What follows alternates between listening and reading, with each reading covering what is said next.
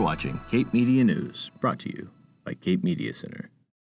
Tonight on Cape Media News, Chatham Fire Department conducts vital training. Plus, local nonprofit receives national award.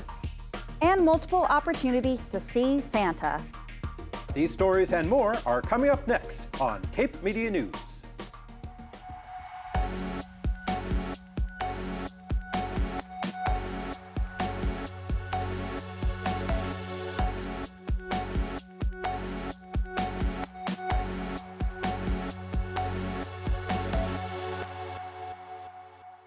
Good evening and welcome to Cape Media News, your source for hyper-local news that matters. I'm Maxie Davidson. And I'm Jamie Horton. Training is highly important for our local firefighters. And with the closing of the Barnstable County Fire and Rescue Training Academy due to PFAS contamination, departments have had to explore alternative training methods. We stopped by a residence in Chatham this week and spoke with Chief Justin Tavano about a process they have that allows training time in buildings scheduled for demolition. Take a look. For decades, the fire department has occasionally received what we call acquired structures from members of the community that are planning to demolish their home and rebuild. We never really had a formal program up until about 4 or 5 years ago.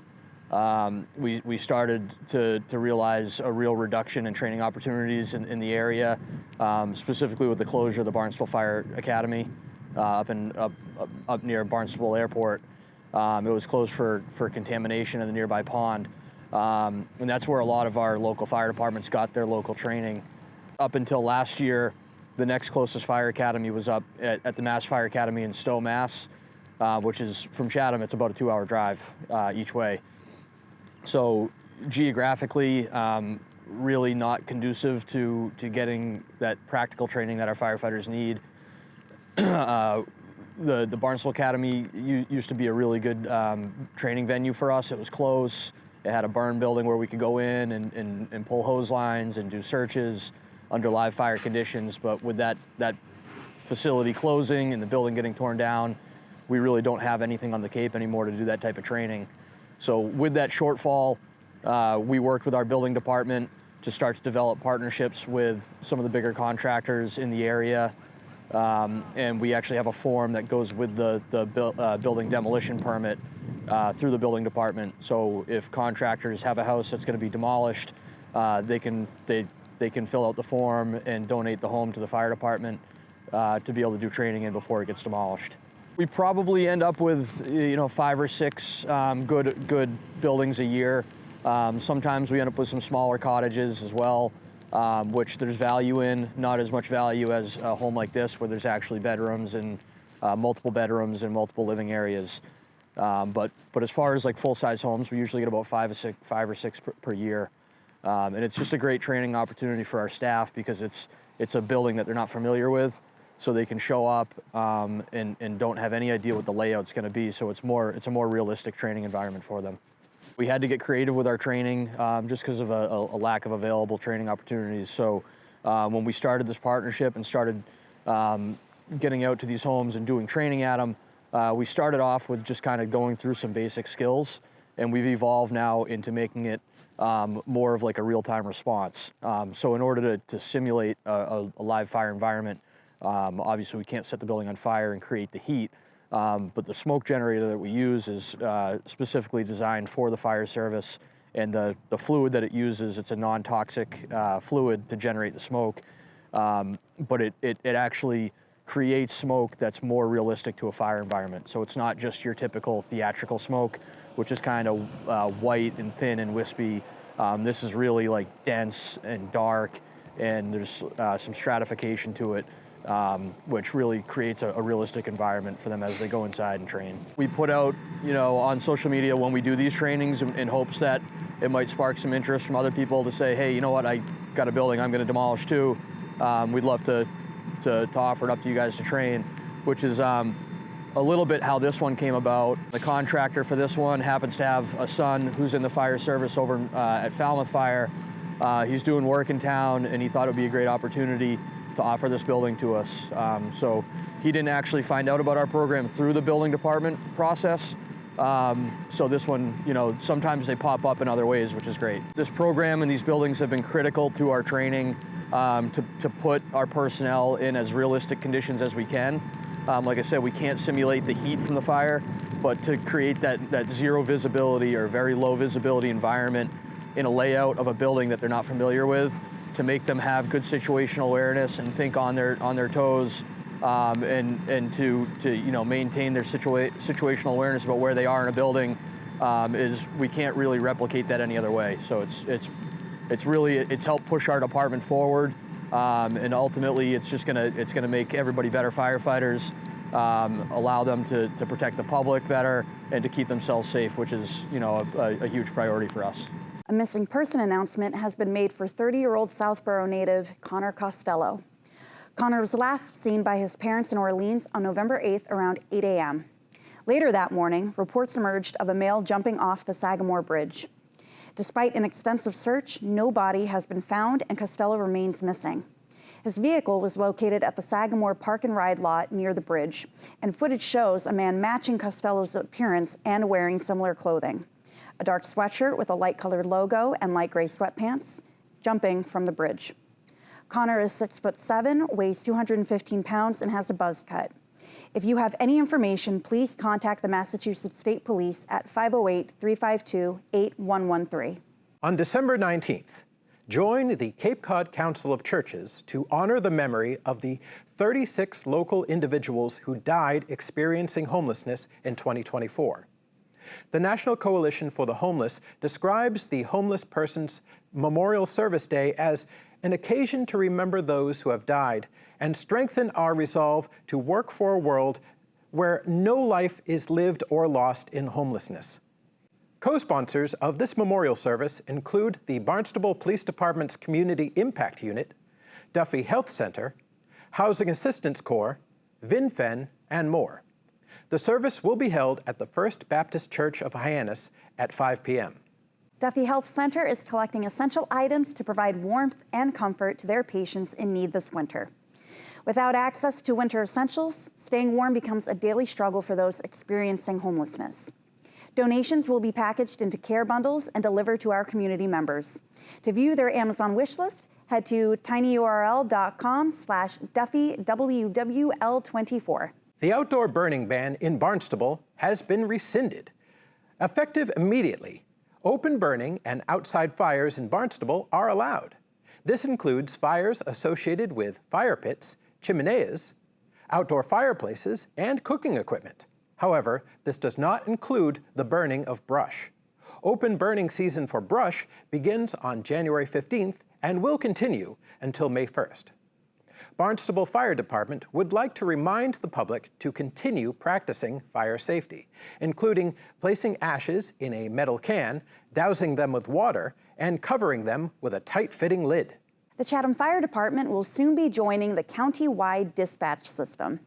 The town's fire and emergency services dispatching will be transferred to the Barnstable County Sheriff's Office Regional Emergency Communications Center by mid-2025. The Sheriff's Office Communications Center, located at Joint Base Cape Cod, will handle the town's 911 calls and dispatch duties. This change was endorsed by Fire Chief Justin Tavano, who agreed that it would improve the efficiency of the department by reallocating staff duties. It's that unpredictable time of the year on Cape Cod when the weather can go from 55 degrees and sunny to a snowy nor'easter in a matter of days. Be sure to follow the Barnstable County Regional Emergency Planning Committee on social media for local weather updates and information.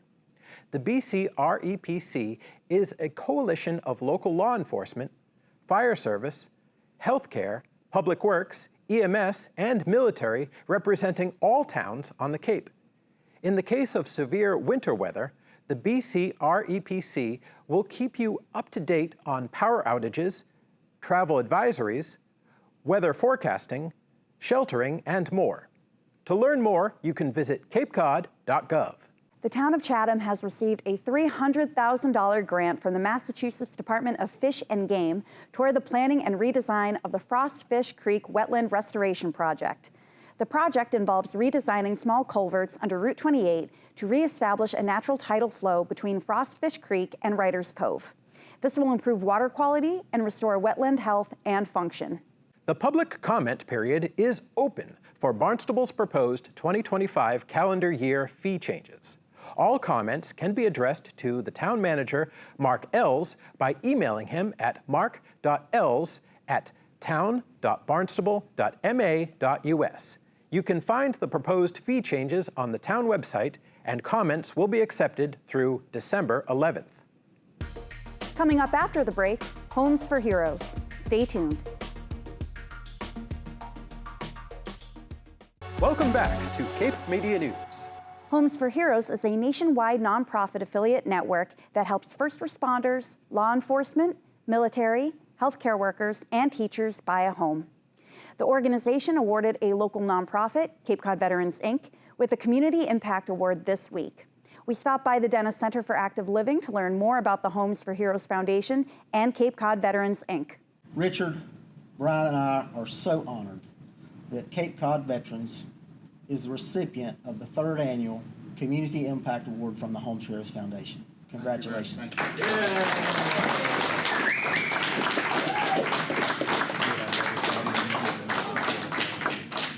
So $10,000. Can you move over a little We bit? can move over.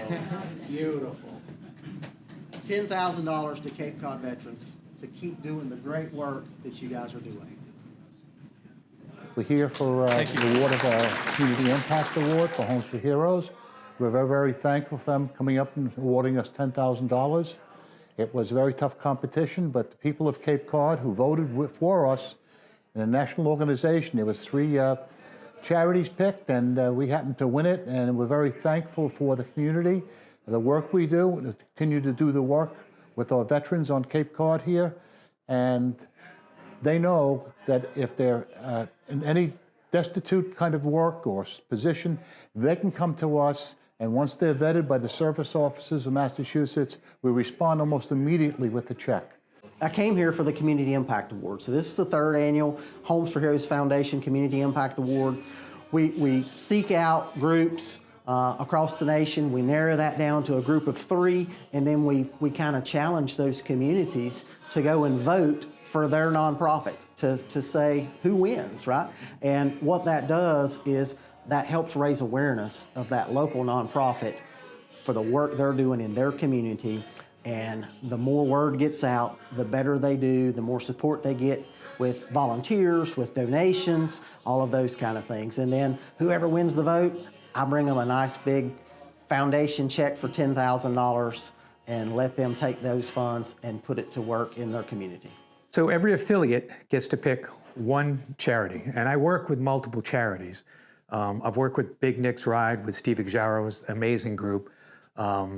I've worked with Vets and Friends, that's just a social group that comes here, and I work with the Cape Cod Veterans.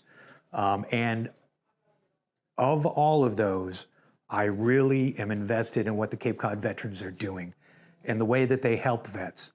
It is an emergency need. Within 24 hours, literally, they've resolved it, or there's a solution in progress to really sometimes dire situations. Today, Richie Reel talked about one situation when there was a veteran, they lost their water main. He had 2 kids. They're 6 and 8 years old. They had no clean water. I mean, that's unconscionable. And they were able to work with a contractor, get that fixed up within a week, and paid for it. And that's amazing. We had another one where there was a woman that had to bury her husband, a veteran. She was a spouse. And she had to put most of the cost on a credit card because they didn't have the cash to do that. She's on a fixed income. She reached out through the Veteran Service Officer, to Richie Reel. Richie Reel got with the Detachment 125 Marines, and together they paid off that bill. So now the woman didn't have to worry about that huge $4,000 credit card bill that she probably could never pay. So what they do is immediate, it's impactful, it's for veterans, and I'm just very invested in that. Go to capecodveterans.org, our website. You'll have no problem getting on it. And you go there and send us an email, and we respond. I said almost immediately. You could also do it on Facebook, and just let us know what you'd like to do, how you want to be involved. And we meet the first Tuesday of every month, which would be today, at the old Harwich Tavern, the old Clatter also, in Harwich, 77 Route 28. And anybody's welcome to come down to our meeting and enjoy the meeting and see how we operate. And the only thing they can't do is vote until they're a member. The town of Barnstable is hosting another round of flu vaccination clinics. On January 9th and January 30th, visit the lobby at the Hyannis Youth and Community Center from 3:30 to 5:30 to receive a flu shot for just $3. Consent forms will be available in person or online at townofbarnstable.us/health division. Protect yourself and your loved ones from the flu this year. Deer hunting season by shotgun began this week and continues until December 14th. Next up is deer hunting by black powder firearm, taking place from December 16th through the 31st. A reminder that no hunting is permitted on Sundays. On all other days, make sure to protect yourself and your canine companions when walking in the woods by wearing blaze orange during hunting season. Sunny days may seem far away, but it's never too early to start thinking about the beach. Check your email for the Barnstable Beach Sticker Renewal for the summer of 2025. Get your sticker now and avoid the lengthy wait time in June. Find more details and the online renewal portal at townofbarnstable.us/departments/recreation. Harwich shellfish permit sales began this week. 2025 resident, non-resident, senior, and commercial shellfish permits are now available for purchase. Permits are sold in person only at the Harbor Master office in Harwich Port, Monday through Friday from 8 a.m. to 4 p.m. Don't miss your chance to secure your permit for the upcoming year and enjoy all the shellfishing opportunities Harwich has to offer. The Master Gardener Association of Cape Cod has announced that applications are now open for the 2025 Master Gardener Scholarship Program. 4 $2,500 scholarships will be awarded to students pursuing studies in agriculture, horticulture, or related natural resource fields. This scholarship is perfect for Barnstable County students who are ready to dig into their future careers in environmental science or plant-based studies. The deadline to apply is April 30th. For more information and to apply, visit capecod.gov/MG Scholarship 2025. Barnstable Intermediate School cordially invites all BPS families with students in grades 4 through 7 to join them for their BIS Student Showcase. On December 17th from 5 to 6:30 p.m., celebrate the incredible talents and achievements of BIS students. This is a great opportunity for future students to get a glimpse into the BIS experience. Are you curious about winter holidays in other parts of the world? Yarmouth Town Libraries are hosting a series of programs dedicated to exploring holiday traditions across the globe. On December 10th and 12th, from 5 to 6 p.m., explore the world of Scandinavian gnomes at West Yarmouth Library. Learn about Yalda, the Middle Eastern solstice celebration, every day from the 15th to the 21st at South Yarmouth Library. Or have fun with a familiar character at the Merry Grinchmas Festival on December 19th at 5:30. To explore more Yarmouth Town Library's holiday programming, visit yarmouthlibraries.org. Christmas time is here and Santa is making his way down from the North Pole. Tomorrow at 1 p.m., watch Santa arrive in South Dennis by helicopter at Patriot Square. And next Saturday, the 14th, join Yarmouth Recreation and the Department of Natural Resources as they welcome Santa to Flax Pond. St. Nick will be stopping by from 2 to 4 p.m. to make some holiday crafts, play games, drink hot cocoa, and take pictures.